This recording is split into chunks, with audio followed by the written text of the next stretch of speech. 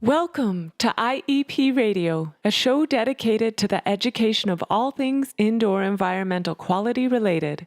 And now here's your host, Michael Welcome everybody Schranz. to episode 3 on IEP Radio. It is May 23rd, 2018, and the topic for today is CIRS, or Chronic Inflammatory Response Syndrome, and beyond. And I think the focus for today is going to be more about how us IEPs in the field look at CIRS. What can we do about it? How can we use it to help our clients? And we'll try to round out with maybe any latest and greatest information in the world of CIRS. I thought, what better way to introduce and to help keep me in check than have the person who helped pioneer it and who's constantly working. Although he'll tell you that he has retired from active medical practice, he's very much still involved. Dr. Ritchie Shoemaker. I'd like to introduce Ritchie by reading a passage out of his Surviving Mold book written in 2010. A lot has probably changed since that time frame, but this particular paragraph struck me and connected with me in terms of what we're dealing with. And that's from my perspective as an IEP. It reads this: "We are not born defenseless. We arrive in the outer world already well equipped with the most sophisticated biohardware known to man. Indeed, the most advanced military programs and our best scientists and billions of dollars cannot buy anything approaching this technology. The design of our inflammation-producing immune response system has survived intact for billions of years. It permits us to survive during those first hours in a hostile world and for decades thereafter. Our personal nano-army is not passive. Once activated by news of intruders, it is proactive and so aggressive that if its targeting software has a design flaw or has been programmed incorrectly, then it doesn't stand down if it cannot find the enemy. Instead, it begins targeting friendlies. The friendlies, thus targeted, are then attacked by the immune system's warriors, the monocytes, macrophages, and T killer cells. But the host is the only friendly that this aggressive system can harm, and so it does. That is us. As the attack continues, VIP and alpha MSH, our self-defenses to this aggression, are overwhelmed and their production is destroyed. By then, our health is likewise in ruins. As Dr. Shoemaker observes in a later passage, like Pogo, we have seen the enemy, and he are us." Welcome to the show, Dr. Shoemaker. Well, thank you very much, Mike. It's good to talk to you again. And a passage from 10 years ago still seems like tomorrow. So thank you very much for including that. Gave me goosebumps. You're welcome. You know, there's a lot out there in the community on CIRS, and I thought that as an IEP, we may not need the 20-year evolution version of what it is, but there are so many IEPs out there that do not have a clue of what CIRS is. Could you help explain a brief, maybe bullet point version of what we're talking about here and how it's certainly not an allergy? The name helps us. Chronic means lasting for more than 6 months. Inflammatory, that means it's inflammation in all its different manifestations, whether it's cellular inflammation of white blood cells, or whether it's blood chemicals or proteomics, or whether it's regulatory neuropeptides, boy, that'll get you going, or whether it is the detection and response of our own genetic machinery in which we control activation or suppression of genes and groups of genes. They all are working together under this rubric of inflammation. But the response term is pretty important. This is not a syndrome that develops just on its own. What we're looking at is something initiates this illness. And once you're initiated, we want to, if we go back to a nuclear reactor situation where graphite rods stuck into this nuclear pile will slow down the development of the heat and the force of the nuclear change, what we don't have are those graphite rods of immune systems protecting ourselves. You already mentioned VIP and MSH. The issue is that this syndrome, a defined syndrome of multiple symptoms from multiple body systems, and all of its involvements of genes and proteomic factors and cells, gives us a reproducible response to exposures that can be as simple as a tick bite, could be as simple as eating a fish in a tropical reef, It could be as complicated as breathing in the mixture, the chemical stew, if you will, what's inside water damaged buildings. But despite the separateness of these different routes of exposure and different mechanisms of initiation, all of these inflammatory response syndromes bring about the same commonality of immune responses. So that's a blessing in that we don't have to look for 15 different explanations for someone with fatigue, but it also is a curse, not a CIRS, but a curse, in that there are many other factors that could contribute to illness symptoms that people inside water damaged buildings could have. So CIRS, for me, it got started looking at sick fish in the Pocomoke River in 1996. Yesterday we finished the final I's and T's on really trying to define the changes in brain physiology and brain injury that's sorted by age of acquisition of illness. So it's gone from bedside medicine to molecular biology. It's gone from looking at problems with diarrhea to cognitive issues to respiratory problems to joint problems to gastrointestinal issues. It is truly a fascinating illness to work with, but the best part of all is that now, our golden era of treatment, we have answers and successful therapies. People who get sick by a wet building don't have to stay sick any longer. You have 21 years of rocket ship taking off in terms of what you knew back then in 97, or maybe what you didn't know.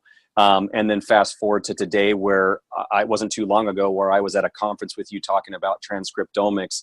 I definitely want to segue, and I'll find a way to do it of how we get into the field. But I'm curious then, and yes, I'm setting this up for the audience. How is something like this diagnosed then? I mean, all of this information about what CIRS is, but does somebody walk into their Walgreens Minute Clinic, or is there a process that's more than just somebody and their opinion? When I was in primary care, it would not be surprising for me to walk into a room and someone was saying that they had a cold, they had a cough, they had a runny nose. It usually took about 7 to 8 seconds to figure out whether or not this is more likely coming from the lung or from, say, the sinus. And as such, a 7-minute office visit, which is about all we had, was plenty to not only diagnose but set up a treatment plan. And you knew the person was likely to get better. There's a problem with medicines and intolerances or curveballs along the way. Okay. CIRS is not a 7-second diagnosis. The mean number of health symptoms that adults have is just around 21 out of a group of 37. And the 37 are simply selected because they're seen more than 30% of the time.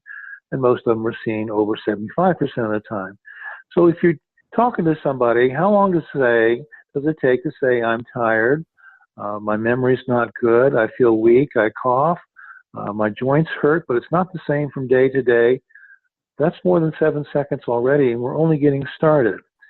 The problem with these symptoms is that there's so many that some doctors who aren't used to this are going to say, boy, this guy's a wacko. This is all in the head. I'm not going to waste my time. Let me find a psychiatrist and get him out of my emergency room. By the way, that's where the term GOMER comes from, G-O-M-E-R, get out of my emergency room. And Yes. Folks who have CIRS very often will get that kind of attitude from physicians who might not care so much and are in a hurry to get to something else. But Dr. Shoemaker, it's more than that, right? I mean, it's not just a cluster of symptoms, although that helps. The science goes way deeper, what you've shared with me about blood markers and things like that. I started with symptoms only, and exposure was guessed at. We spend time on biomarkers now routinely, but initially there were no biomarkers. The CBC, the metabolic profile, the SED rate, thyroid test, immune globulin test, things that people rely on, cholesterol, blood sugar. When you think of illnesses that are commonly seen, these tests are all normal. What would we do if all our tests were normal And we had to find in the literature what inflammation is all about and what inflammation brings.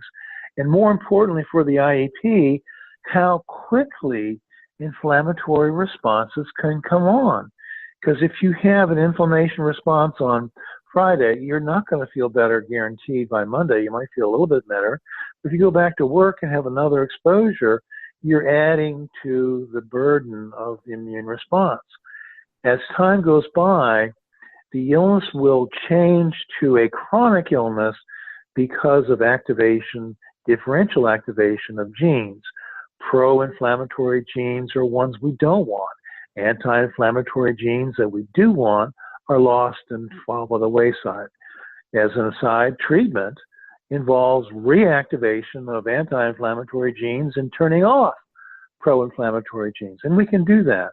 But the issues in diagnosis, you and I collaborated as co-authors on a paper that was published on May 4th, and to get across diagnosis counting references was 46 pages. Boy, we're going to be talking all day on just diagnosis. That's right. That's right. Well, and I mean, you have the Shoemaker protocol, which helps us with a lot of that. And obviously, as an IEP, we're focusing on one particular step. Although it's nice to know what's all involved with what the clinicians are looking at in terms of what may be causing inflammation or changes in gene expression, that sort of thing.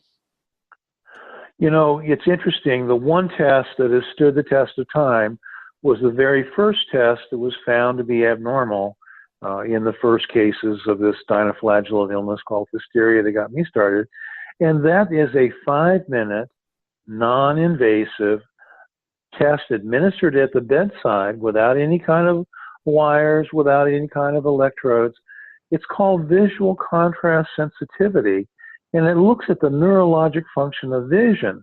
That neurologic function, and remember, there are others we think about, near vision and far vision, color, static, peripheral, and motion, but contrast is the ability to see an edge.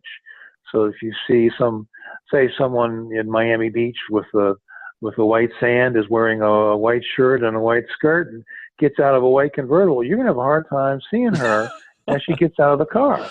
Right. Or if you're a fighter plane in Italy on an overcast day flying low over a ski resort, you might not see the gray gondola against a gray background. That contrast, when it's lost, is lost because of reduction of blood flow. The reduction of blood flow in the optic nerve head and the retina is due to inflammatory compounds piling up. Interestingly, an IEP or anyone can take a visual contrast sensitivity test. You can do it at home on your computer if you want. You can do it in an office, a little bit more accurate, but the computer versions are pretty good, and record symptoms and visual contrast. And if you meet the criteria set forth on, for example, the Surviving Well website that we published over and over again for the last 20 years, is that we have a 98.5% likelihood. That's 98.5% plus 1.5% for false positives and false negatives combined. That likelihood of a CIRS is incredible. It costs maybe a few bucks, but it doesn't cost $100, and I think 10 or 12 is what it runs. But you will get an idea pretty quickly as a health professional whether you're exposed and possibly having problems. Doesn't tell you which building, doesn't tell you when, doesn't tell you how bad it is, just tells you that's there. But it's something you can share with your clients, because if they're in water damaged buildings and they've got visual contrast deficits, the computer will tell you, you know immediately that your job as not only a consultant, but possibly as a contractor or a remediator to fix the building has to be taken to a level above what you would do for someone who wasn't responsive. And the question then comes, how come only 25% of people exposed to water damaged buildings will develop that visual contrast deficit? The other 75% don't. And here we get into genetic susceptibility. It's going to get complicated pretty quickly, but some people can be in Stanky Buttress City and just say, it doesn't bother me a bit. Other people will breathe a little bit of Wallemia, and they are cooked for 6 months. And we see that, in fact, not to take away from that example, but you were talking about VCS testing. I got to speak from personal experience, and I wanted to share this with you, but it looks like I'm going to share it with you on the podcast. I've actually started using it in the field with folks who either were suspected or confirmed cases of CIRS. And in fact, the kit that I was able to use in Colorado was with a client who we were able to screen the house using some of the qPCR technology. And what's funny is I just got the results back today, and she had failed in either the C or D columns, and her scores were fails across the board on the ERMI and the HERTSMI, which we'll dive into quick. So it was a great visual tool, and we even got into doing experiments. I know I owe credit to Vince Neal in Australia, who's been big on trying to do VCS testing in the field, and it's a cheap tool, especially a very effective one, to do just what you said. You're not asking somebody to commit to thousands of dollars, but it may open their eyes to there's something going on. And are they the person that can eat a Stachybotrys sandwich, or are they the person that has a much lower nonlinear response because they're HLA or they're genetically susceptible? And now we're looking at this through a different lens. So yes, VCS testing, I think, definitely has its place. It's like anything else. When is the tool going to be the most effective to help the patient answer their questions? You know, it's almost counterintuitive in modern American medicine to think that a simple tool that is, you know, seemingly so trivial is actually so incredibly necessary. I compare it to a measuring tape, and you know, when I am taking the measure for trying to cut a piece of wood you know, if you don't measure right, you're not going to get the right result. But if you do measure right, a simple tool is all you need, and the handsaw can do just as good a job as an expensive, you know, miter box. So it doesn't have to be an MRI. It doesn't have to be something electronic. You can just get an idea, is there a problem? Now, if you find a problem, it's a sensitive issue. Do we want to treat IEPs as health professionals? Well, I'm going to advocate for yes. These are caring individuals, I think, on the most part, who have good brains and good training. And if we let them have the right to ask some simple screening questions, you know, can I ask you about your symptoms? You know, do you feel rested when you wake up in the morning is probably the easiest one. And when you hear the word no, be thinking that this could be a CIRS. If they say on top of that, I have problems with my memory, I can't remember what I just read, I have trouble concentrating, be thinking now more CIRS is possible. Now, if they come along and they say, I have no cough, I can run up and down a flight of steps, don't have any pain, don't have any of this or that, if they have a paucity of symptoms, well, they don't have a multi-system illness, then be thinking that it's not CIRS. Now, when we had our patent for our treatment approach and our diagnosis approach, the patent examiner challenged, how can you say that cluster analysis, finding 8 of 13 present, defines the risk for CIRS? She says, well, surely someone could have a stroke and have a cold and have those two things. And we went through about 100 different patients before she finally said, okay, I've heard enough, this is fine. VCS and symptoms together should be part of the realm for an IEP. You're going to look at a water damaged building, but in the end, what really are you doing by fixing that building? Just making it look pretty for the next inhabitant? Or are you making a safe home, a safe school, a safe workplace? I mean, under OSHA law, the employer is required to provide a safe workplace. And breathing in toxins and inflammagens does not define a safe workplace, if you ask me. No, in fact, that struggle is very real. And just to clarify on one point, and again, you correct me if I'm wrong on all this, Dr. Shoemaker is not advocating the IEP writing prescriptions. What he's advocating is being more proactive in the process and knowing our roles, but understanding that there is critical information in the field that we can collect that may very likely be more more helpful. I was trying to find a more colorful word for the physician who's trying to get the data in the field, because, like, for example, we know, or we're learning that the way that the body can react and how quickly it can respond, whether or not you have CIRS or not, can change. And did that patient take a 2-hour drive to get to the office where they did the VCS test versus you were able to do it at the house with the computer? These are things that the IEP can now put in their toolbox when they are working. You have cluster of symptoms, which can be, you've already provided the framework for this to be filled out with relative ease. You can send the form to the client before you ever show up to their house, give them to, and then review it with them at that time. So these are very relatively painless and cheap, but very effective tools to obtain ancillary data that will help the physician answer questions that maybe they're not able to get as real as you are in the field. If the person has not learned about mold and didn't know to call an IEP, which is more common than I want, what will happen is that they will have seen a number of different physicians. Usually they grab a number of different diagnoses, and somewhere along the way, in addition to psychiatric diagnoses, there'll be chronic fatigue syndrome and fibromyalgia and depression, and there are things stressful in your home environment. You get this a lot. But if we look at what the goal of the medical professional is, our job is to make an accurate diagnosis that's defensible using differential diagnosis as the basic approach, looking at what we know CIRS does and what we know CIRS doesn't. But when we get to the point of treatment, our goal is to reduce symptoms to normal, visual contrast to normal or equal to controls, lab abnormalities equal to controls, and in fact, transcriptomics, or looking at differential gene activation, needs to be restored to equal controls as well.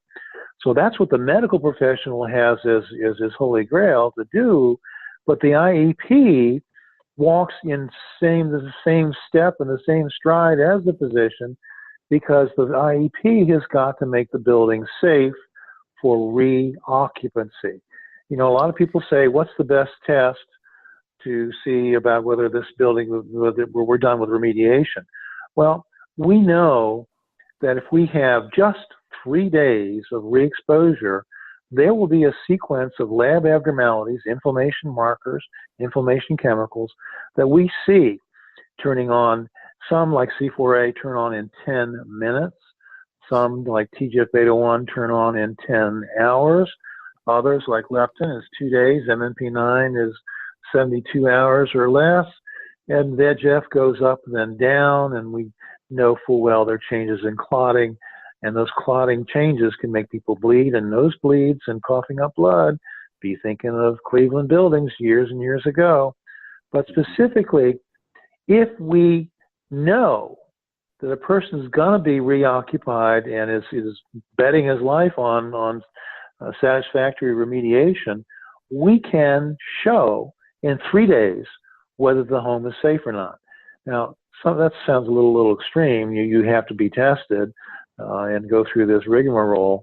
We also have looked at qPCR, looking at fungal DNA as the only marker, and tried to sort out what makes sense. ERMI's had some controversy with it, but what makes sense as a marker, understanding that there's no one chemical and no one abnormality of toxin or inflammagen that we know makes people sick. But can we put on a piece of paper for $150 some sort of definition of activity of water, or AW, that's 60 to 80% for Wallemia, and a little higher than that for Aspergillus penicilloides, and a little higher than that for Aspergillus versicolor, and then water saturation of 0.9 or higher for Stachy and Chetomium? The answer is yes, we can. And in fact, the 5 organisms, the Enhertzme 2, statistically are 10 times each higher in the worst cases compared to the not quite so bad cases. So you hit on something. Yeah, not to interrupt you. You hit on something that's very passionate to me, and obviously something I agree with what you're saying. Let me back up just a quarter step and say, we're looking at CIRS cases, people who who are suspected or confirmed to have it. We know that approximately 25% of the population is genetically susceptible, and we know, and Shoemaker's going to step in if I'm wrong on any of this, that approximately 80% of CIRS cases stem from exposure to a water-damaged building. And there's Right. something that keeps on coming up. And you mentioned hurts me, and I want to compliment that. I know that index was in 2011. I want to clear the air, and I got the man himself listening to me. So for those of you listening, it doesn't really get any better than that. Of course, I hope I'm right. When EPA and HUD and them developed ERMI, it was designed to give some sort of a mold burden to try to determine whether or not a house had mold or what was the burden of it, and it was kind of represented on a graph. You have a number, and you go up to the curve, and your scores, you're 50%, 60%.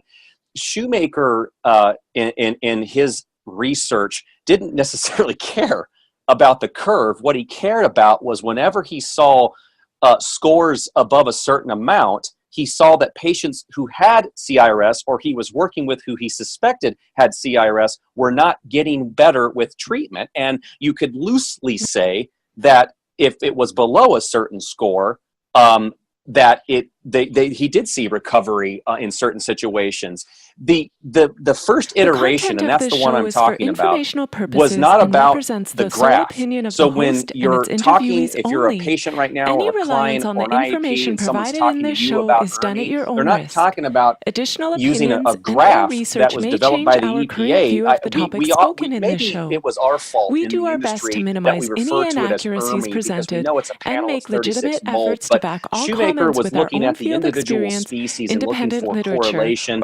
Fast forward into the research a little bit, the second iteration in 2011 comes out. HERTS-ME has developed a much higher, and a paper was written by him and David Lark that you can find on survivingmold.com that showed this correlation, this high level of predictability of an environment that, according to the data and the research, there's a couple words that you don't hear a lot too much from people when you start asking them the technical questions, that is data and research, found that these environments, when they scored a certain level, were unsafe. And it wasn't a guess, it was fact by lack of patient recovery. And so we understand that HERTS-ME or ERMIs are not the only tool to use, but they are certainly, as of today, at 2:37 p.m. local time, the only metric that we are using to formally diagnose average exposure in a home. Are there other methods that we use to help us? Yes, we've mentioned a couple of them already. VCS testing, we haven't even touched the surface of bacteria yet, but understand that the HERTS-ME is a very good and relatively affordable tool for that client that's out in the field who maybe they think they have CIRS. They're listening right now and they're going, wow, maybe I'm one of those 25% centers, but they don't want to invest thousands of dollars. Well, you have great laboratories like EnviroBionomics in Texas, Mycometrics in New Jersey, who can offer you this kit to screen the home, and you're not solving world peace with it. But the data, I assure you, from my experience, which is the non-medical angle, does correlate in terms of what does a house look like when you don't add the medical emphasis in terms of patients can't recover. Does this house just look like it's moldy and it has a potential source? Did I get any of that wrong? I'm standing in awe. This is just wonderful. You have answered my question. Should we teach IEPs how to do the basic medical aspects? We're not going to make them physicians. You don't prescribe medications. But what you just said is a lesson for, I think, every IEP. You can be proactive. You can certainly selfishly build in some protection for liability for not having the job done right by having a marker to use to follow. Why should we limit IEPs just to working with buildings? Why can't we let them work with people in buildings as well? We have health coaches. We have all kinds of health advocates. We have people that are talking about healthy this or that on TV all the time. Why do we restrict IEPs and not let them do what they can do with some simple training? And that's a great segue into what are we looking for versus what do we often hear. And I won't beat a dead horse too much on the average call them mold inspectors, but that's probably one of my biggest challenges is when I get the phone call, right, from the client who has CIRS. They don't know a lot. They call up a local mold inspector, the local mold inspector, and let's assume for this example that person does have good intentions, insinuating, of course, that may not always be the case, but we'll assume we do have somebody with the right mind. The problem is that person, odds are, will go out there, do a visual assessment, looking for evidence of water staining or damage.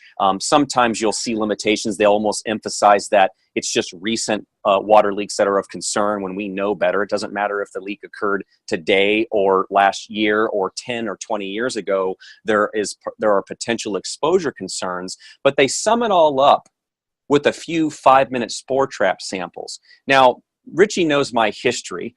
Or at least some of it when it comes to air samples and this thing on spore trap sampling. And what I can clearly tell you is that they are limited, but they are very not appropriate when you're trying to assess average exposure for somebody with CIRS. And there's an actual scientific reason or reasons for it. For number one, it's limited in that it can't detect fragments. There are much more fragments, depending on the reference you pull, anywhere from 320 up to near 1,000 fragments for every one mold spore are present inside of a home, obviously indicating that there's a much bigger exposure that's being missed with this traditional sampling. It goes deeper to say that these spore trap samples, they can't detect certain species like Wallemia aceti that Dr. Shoemaker just brought up as an example. These things are small. They're hard to detect. Then you get into issues of capture rate and moments of time.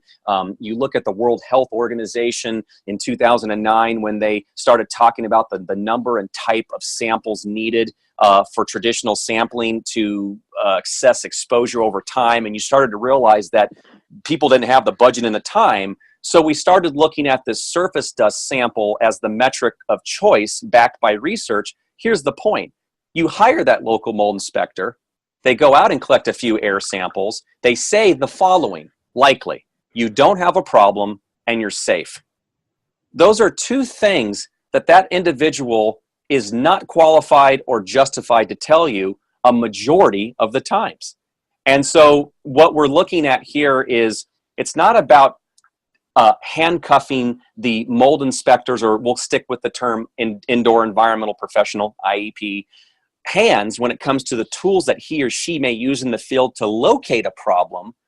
But dealing with somebody, and I'll try to stay focused with people with CIRS because you could go on different tangents here. You're not solving or helping anybody by going out into the field and saying, yeah, I don't really believe in ERMI. Remember that conversation I just got done talking about with the EPA version versus Shoemaker protocol and the way he interprets it? We're not talking about the EPA version, and neither is the client that is talking to you.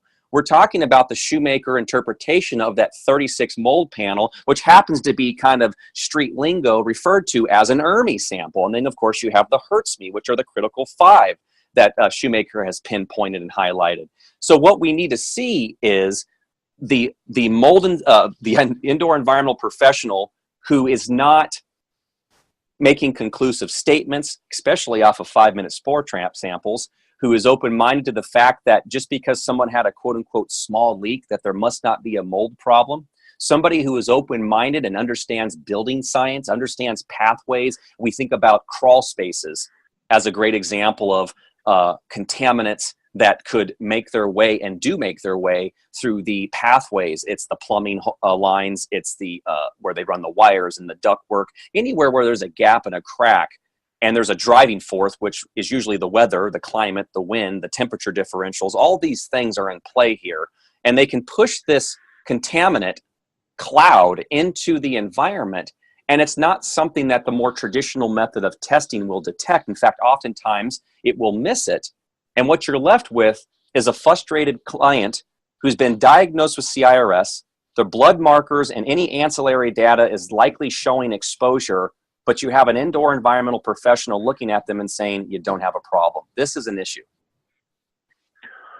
You know, the one piece to add to your discussion of the failure of spore traps and air samples to give any logical advice to physicians is that if we find an Aspergillus species, there might be 300 of those, or we find a Penicillium species, there might be 200 of those, and you find an intact spore, and your comment on fragments was right on.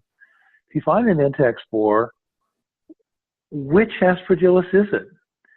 If you've got Aspergillus justus, I don't really care. If you've got Aspergillus versicolor, I care a hell of a lot. And Penicillium, are you really going to be making treatment decisions based on genus level identification? Of course not.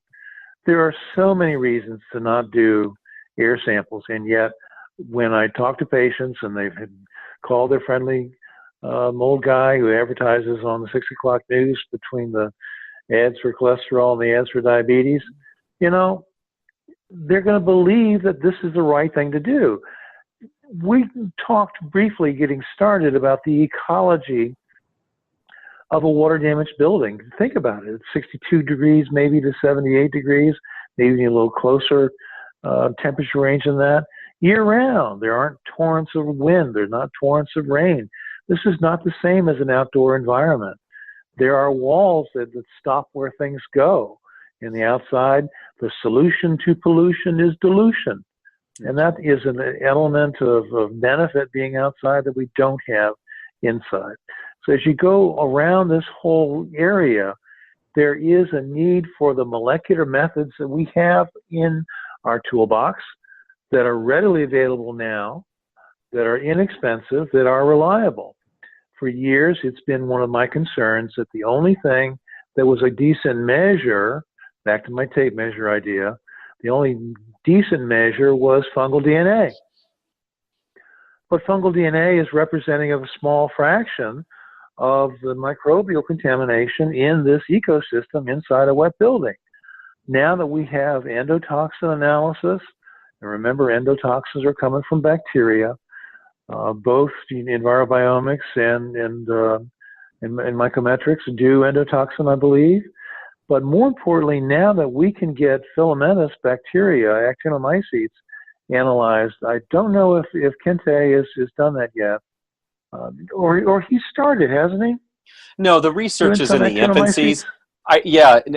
He's looking at a narrower band of gram-positive bacteria that he feels are soil-based, but everyone has their feelers out trying to find out where we're going to be able to hook that fish where maybe ERMI or HERTSMI may miss.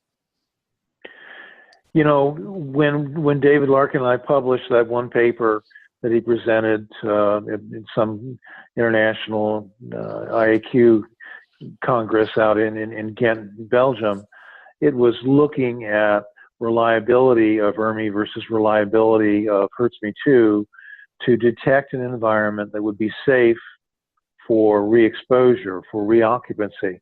And we had a 97% success rate with HERTSMI-2, and I was happy with that number. But then what were the other 3%? Was that bacteria that we missed? Was it VOCs we missed? You know, we are going to be pushing this envelope to the next step, which is to say we don't want 97%, we want closer to 99.99, and I think within a year we'll have it.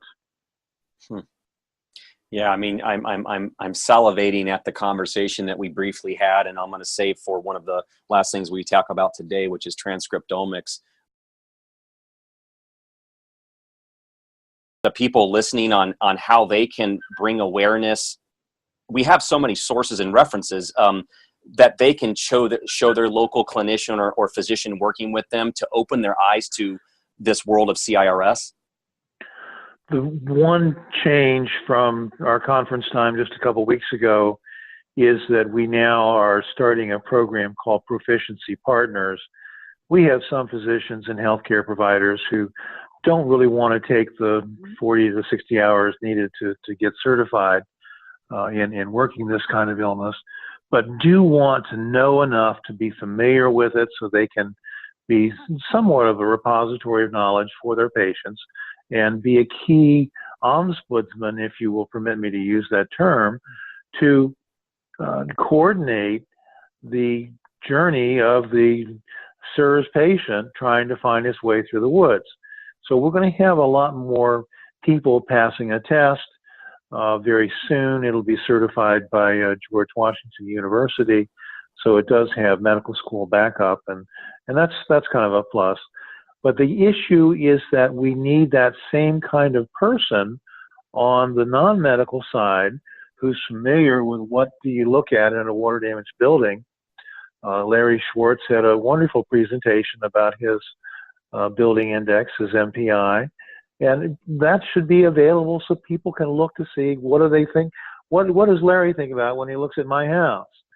I routinely suggest to patients that they can take steps on their own, making a map of the walls in their home and renting for $25 for an afternoon a moisture meter, infrared device. They can start looking for water content or underneath windows, around doors, what have you, bottom of wall cavities, that kind of situation.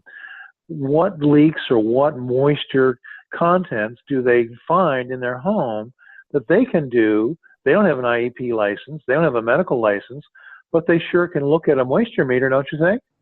Absolutely, and it gets the party started. It leads to the next level of, do we take this to bringing in a professional, but it definitely opens up their eyes without breaking the bank.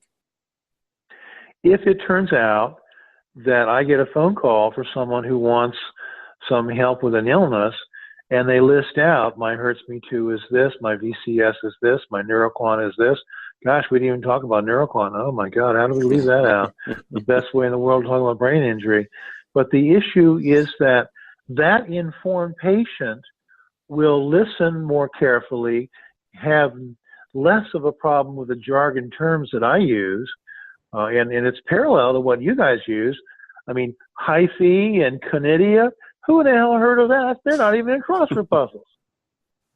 But, you know, that's right. we need to, sorry, well, maybe hyphae, but we need to break through the language barrier.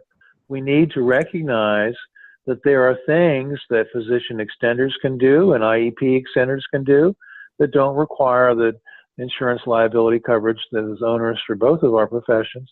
But the issues also come back to, how do we let patients know more about their environment and their illness? Well, it starts with education, but the education gets started with breaking the jargon barrier.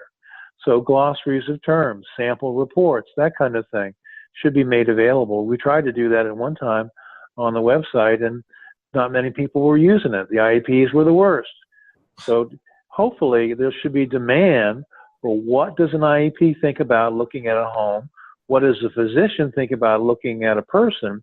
And what does the patient, the person, think about asking for help from a physician or an IEP?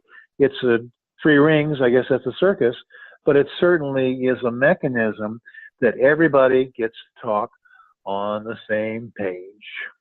Yeah, wait, and hold on just one second. I'm writing a note to check my report templates to make sure my glossary is up to snuff. But that's right. I mean, listen, you called it in the very beginning when we first got online. There's no way that we'd be able to capture all the different angles and elements of this. But I think the takeaways is that there are ways to get started. There's network opportunities.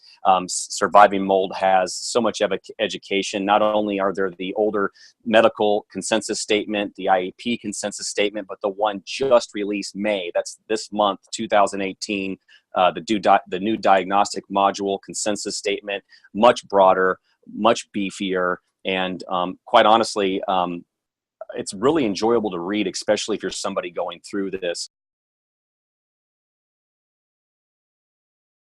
building a network. What I see a lot as an IEP in the field are physicians who work with patients. They don't really know too much about CIRS, and I wanted to take a moment to say what kind of incredible resources are available to the clinician in the field, even the patient who's wanting to learn more about CIRS and its ever-expanding role in well, at least 25% of the population. And there are things that are available. You have well, I wanted to save this one part for last, but you already have a medical consensus statement that's on survivingmold.com. It's for free. You already have the indoor environmental professional consensus statement that tries to touch a little bit more about the environment and considerations regarding testing and remedial aspects and things like that.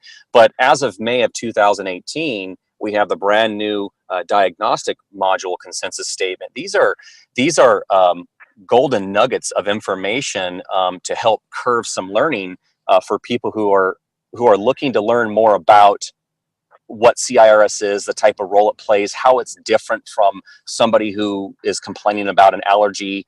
And it gets even bigger than that, because Surviving Mold, there's a network of professionals. You can see on the map where there's other people who have gone through the certification process, reviewed by you yourself, to make sure that they are practicing the protocol and doing it the right way, following the data that's been established. And even for the IEP that's out there, this is the individual that wants to know, he's got tools in their tool bucket. We've already talked a little bit about VCS testing and how we're starting to use it in the field to look for additional ancillary data that maybe can be in turn shown to the patient or the doctor and show them that there's something going on here. So I guess the point of this is just to say, and if there's anything you'd like to add, there is such a wealth of information available to the physician or the IEP who wants to get involved here that there's really no excuse. And a lot of this is for free. It's a great place to start.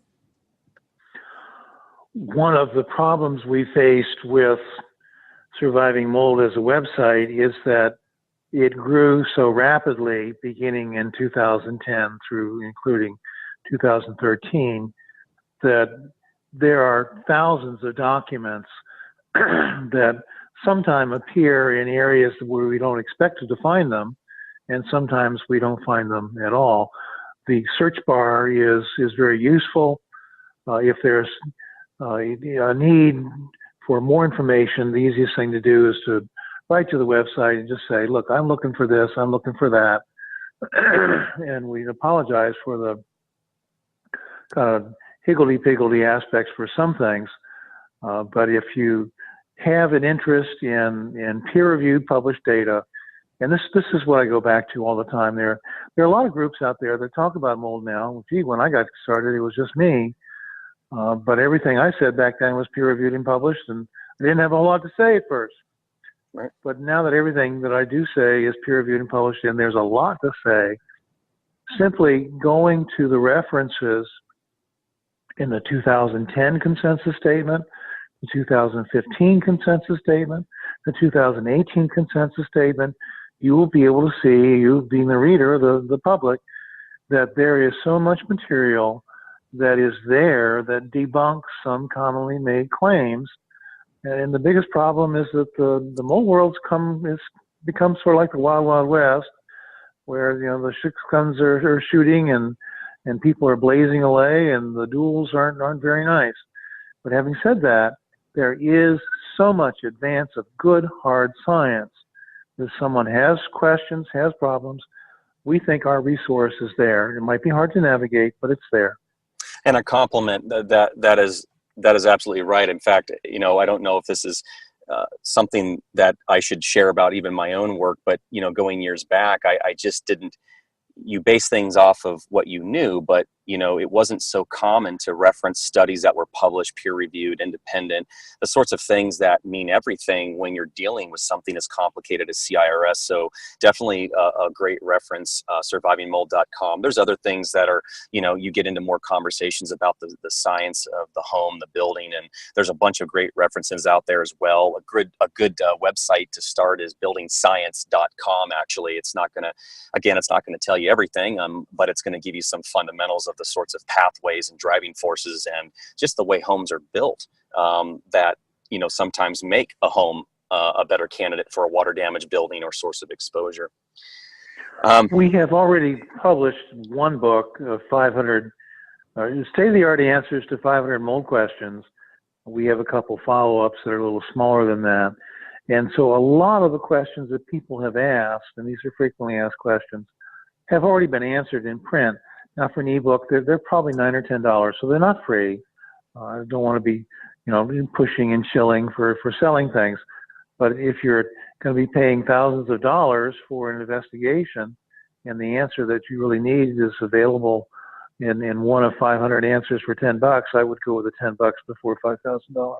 Absolutely, and I'm a full supporter of getting that basic as education and fundamentals. For one, you may answer your question. For two, at least you can have a more intelligent conversation and use that information to know whether or not the people you are working with are on track, or if they seem to be going off the trail, so to speak. And if they are, being able to have somewhat of an intelligent conversation to move forward. I wanted to change gears. Go ahead. Okay, there's just one more point, and that's such an important point. You hear terms, I guess, from the government, empowerment and all this. The patient is looking at an industry he may not know too much about, and some of the questions that are important, I think, for example, a patient may be able to say to a potential remediation specialist or a contractor, do you use HERTS-Me-Too or ERMI? If the guy says, no, I never use those, and then the next question is, well, is there a reason you don't, since there's good published peer-reviewed literature that shows they're very effective in use in remediation protocols? If the person still says, no, it's time to think about getting to someone who does know state-of-the-art.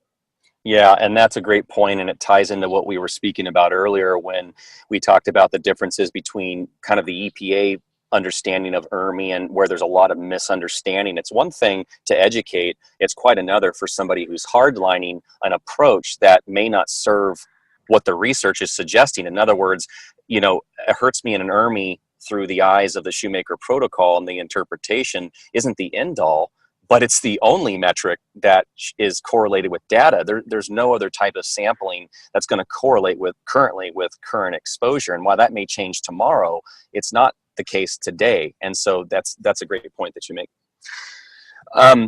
There a couple quick Q&As. I know we're starting to get tied up here at the end, and I wanted to talk about things I hear in the field. I wanted to hear your opinion. As it relates to comments, I'm just going to throw it at you. We hear about mycotoxins. This is a component of mold. We know it's a secondary metabolite. We understand some about it, but from my standpoint as an IEP, I think the concern is, do you see a value in collecting, let's start with field data. There's a way to collect dust samples. There's a way to collect bulk samples. I've done it in the past. The problem I'm having in the field, so it's a two-parter here. The first part is that it's really hard right now to interpret it. What's normal background levels, and if it's not present, does that mean that you must not have a problem because there's not mycotoxins? I'm setting myself up for a trap here. And then the second component is can it be used from the physician standpoint? If someone's out there collecting dust samples and they're getting mycotoxin results back, through the eyes or the lens of CIRS, is that data valuable? I'd like to get your opinion on that. In 2003, the state-of-the-art in mold litigation was a decision called Gefkin out of California that said there must be demonstration of mycotoxins in the affected environment, the one that's being thought to be causative of illness, that match what's found in the human body. And that idea held sway. There's a big appeal of a decision from Ohio that the attorney representing my patient lost. I guess I lost too, because we hadn't shown mycotoxins. And the real difficulty with that assessment is that if you use mass spectrometry or liquid chromatography, you can get accurate depiction of mycotoxin burden, but that would be in a freshly voided or frozen urine specimen. Antibody testing has never been shown to be specific, and a lot of the tests that I see people running for hundreds of dollars are antibody tests. They admittedly in the literature are polyclonal, which means there's many different things that can turn them on. So if we're looking for specific compounds to be causes of illness, we need specific assays. But a larger point is that we need to show mycotoxin effects in people, not just presence in urine. There are literally hundreds of studies in the world's literature looking at control patients or people that are healthy following a diet that is recorded for the test, and then looking at mycotoxins appearing in urine, and it happens all the time. And specific assays can be developed. For example, there are 18 different kinds of ochratoxin, whose some of the congeners will appear in urine. Some are known to be harmful, some are not. But if someone says, well, I have ochratoxin in my urine, which one is it? Which of the 18? And these ochratoxins can be present for up to 60 days following consumption of a single bread meal. And it's discouraging to think that a nonspecific test collected inappropriately at some unknown time could relate to causation of illness. Instead, by looking at the transcriptomics, the gene activation, well, good peer-reviewed literature tells us what mycotoxins can do. So if we look for those things that mycotoxins can do and find them, we've got real good evidence that not only the exposure has occurred, but also injury has occurred. It's like the idea of someone is out going outside in the sun on a warm summer day in Maryland, and they have sunscreen on. Well, they can be out for possibly a good long time, maybe on the beach, and not get a sunburn. Other people without sun protection go out and they get a terrible sunburn. So exposure to the sun can be helpful to making you feel good and not harmful with a sunburn, but other people it's harmful and then it causes a sunburn. Mycotoxins are about the same way. Just because you're exposed doesn't mean we know what the health effects are. So I really discourage mycotoxin testing based on antibody testing is the initial step. But now that we have data on literally hundreds of patients with transcriptomics, mycotoxin exposure causing harm is actually quite rare.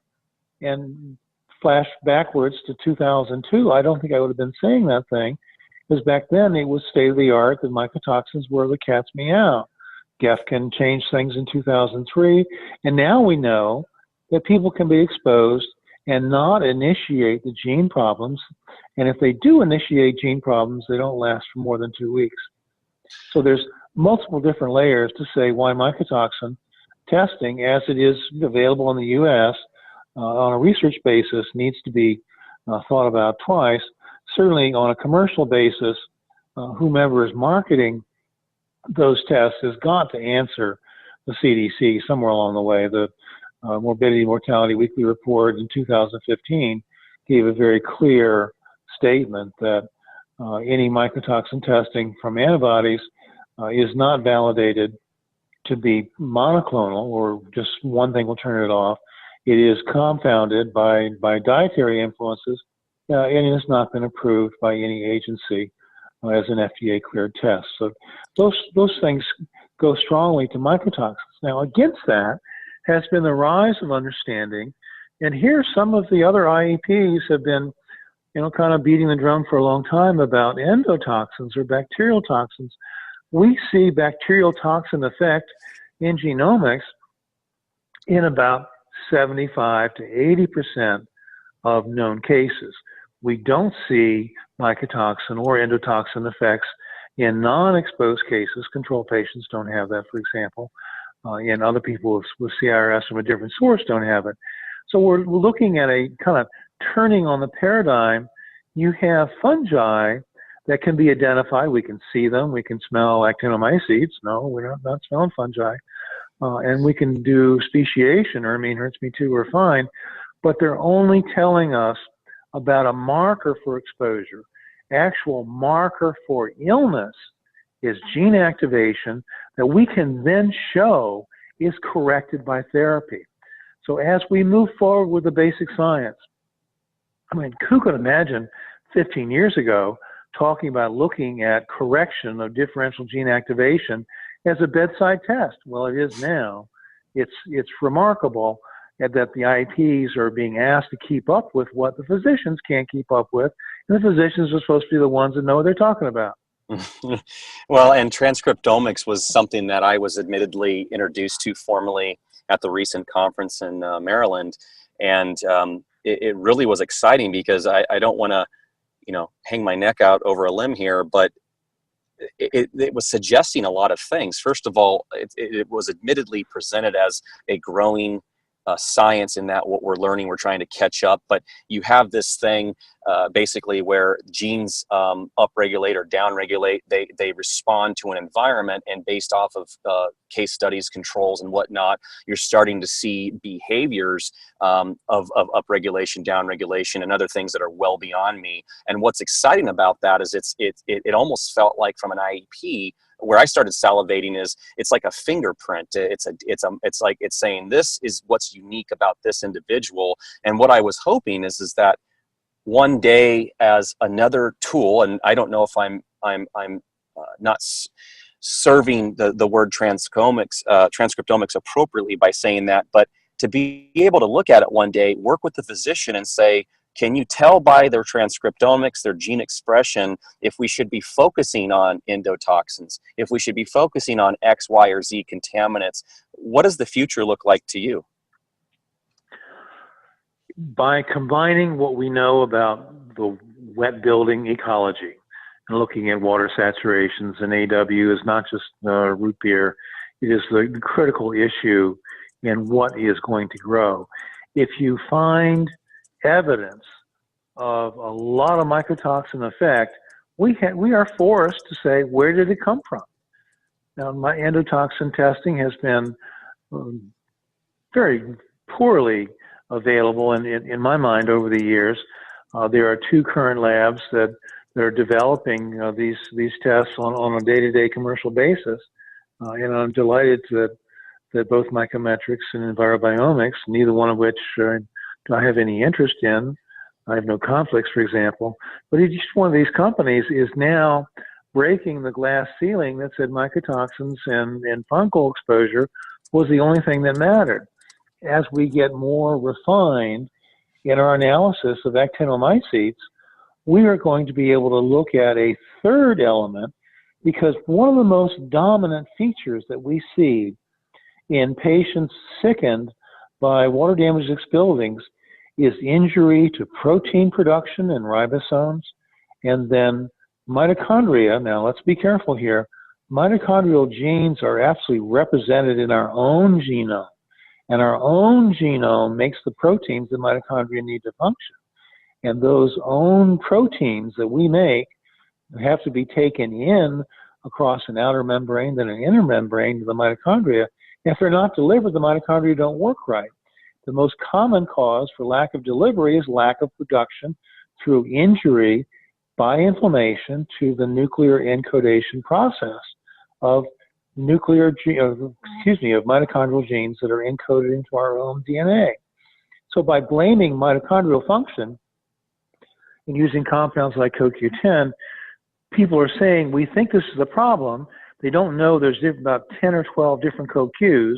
10 is only one of them that does make a difference. But the real issue, it's nuclear transcription factor control of mitochondrial function that creates the illness, not mitochondrial disease. And guess why CoQ10 doesn't work very well? If it's part of a problem, it's a small part. We're learning every day through transcriptomics, and now that we're looking at the findings, that about a month or so from now, the transcriptomic test will be distilled from a very expensive test of about $2,000 down to one that will probably be around $350, $400. Suddenly, the mandatory test full of incredible information will be available at an affordable price. This is incredible because it changes the way that we look at people. I mean, we certainly weren't having this conversation in the mid to late 90s, and where we're at today and how we can help people in a cost-effective manner. It's a good feeling to be able to, because some of the science that's out there is pretty nifty and all that, but it comes with a hefty price tag. So to be able to tie things in and continue learning and with transcriptomics and where it will take us tomorrow in field assessments, honestly, I think that you just tipped the iceberg. I think that there's so much more that we have yet to discover. When we have gene activation of clusters of differentiation that tell us that beta-glucans are activating cell functions, it's going to become incumbent on an IEP to be able to show where beta-glucans are and get rid of them, and where they aren't, and not spend money on needless remediation when they're not there. It is taking this stew, this chemical stew, the mixture, where there is no specific causation. That's the idea that kind of got rid of Gefkin, is that it's not just mycotoxins, it's a whole series of inflammatory things. And I feel that our group's work has been pretty important in making that change. But as we look at separating out 30 or 32 different things to set off inflammation, as shown in the 2015 medical consensus on the homepage of Surviving Mold, look at where we've come since then. We can not only identify some elements specifically, beta-glucans we can identify, endotoxins we can identify, mycotoxins we can identify, actinomycetes we think we can identify, but there are other elements that are causing inflammation by disrupting how cells programmed to live and then programmed to die are not dying right. They're not dying being folded up into a shroud and put 6 feet under, figuratively. What's happening is that these cells are dying, releasing their particulate material, their DNA, their ribosomes, what have you, as free-floating inflammation-activating compounds found in blood. We will be talking about water-damaged building and blood microparticles before long, and blood microparticles and defective apoptosis. Boy, how about that for a buzzword nobody's heard of? That's going to be part of the common parlance. I heard a rumor that there may be a conference coming up in January 2019. Is that a little premature on my part, or can you elaborate?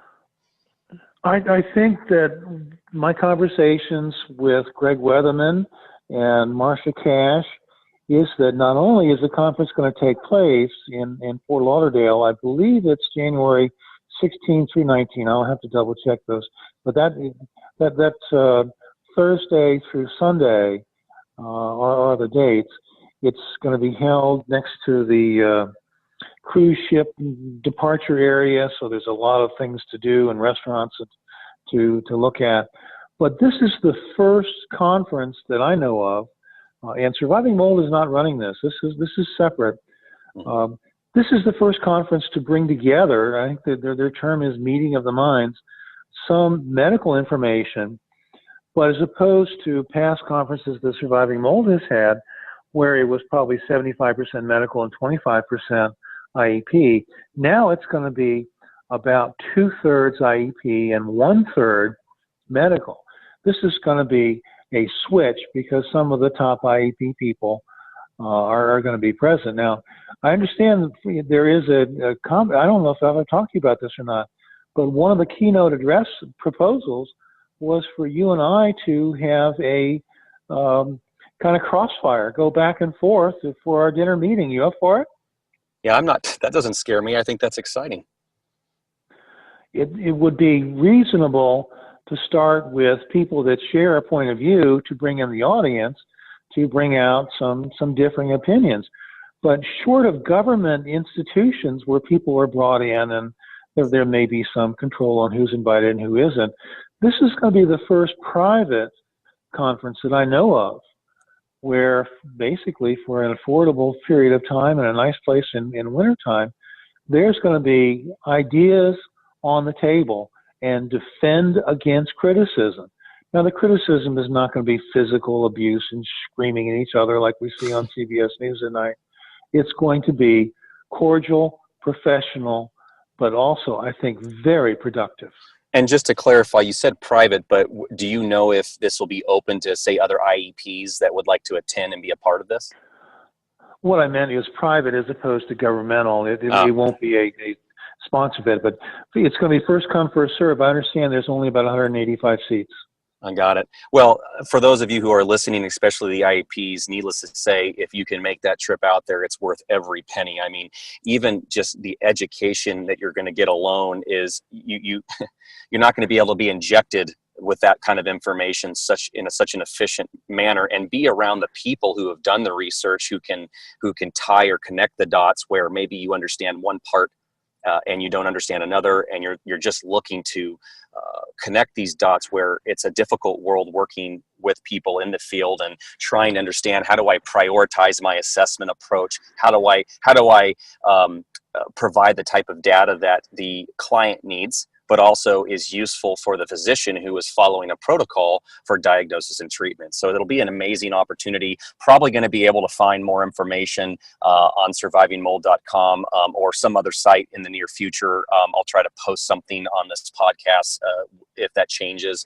And I wanted to say in closing, Dr. Shoemaker, it's been a pleasure speaking with you today. And I hope that the audience has learned a lot about the world of CIRS, what's out there on the horizon, transcriptomics, the science and methodology behind it. And honestly, it's been a pleasure being a part of the group.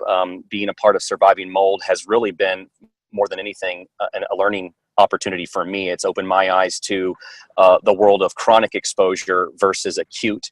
And it is a very satisfying feeling to go out there and work with people who, for a significant part of their life, have not found answers, have been sick, have been in a depressing state, have felt loss. This has been one of the biggest goosebump experiences I've been a part of. So thank you, Dr. Shoemaker, for all you've done and taking the time to speak with us today.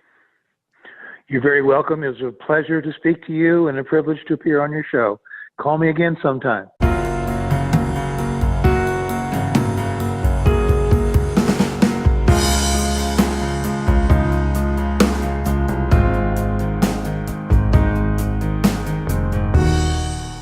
The content of this show is for informational purposes and represents the sole opinion of the host and its interviewees only. Any reliance on the information provided in this show is done at your own risk. Additional opinions and/or research may change our current view of the topics spoken in this show. We do our best to minimize any inaccuracies presented and make legitimate efforts to back all comments with our own field experience, independent literature, or studies that support the topics discussed. This information should not be used to make conclusive decisions regarding your health or exposure. Ultimately, all questions and/or concerns regarding your health should be addressed by a qualified physician. Additional exposure concerns and/or questions pertaining to the health of your home or building should be addressed by qualified and on-site professionals. Any and all products and services discussed in this show should not be construed as a recommendation, endorsement, or a guarantee that their use is appropriate for your situation. In short, we hope this information is of value to you, but please do not act upon it without actual and individual consultation and guidance by professionals who have taken the time and appropriate collection of data to assess your unique situation.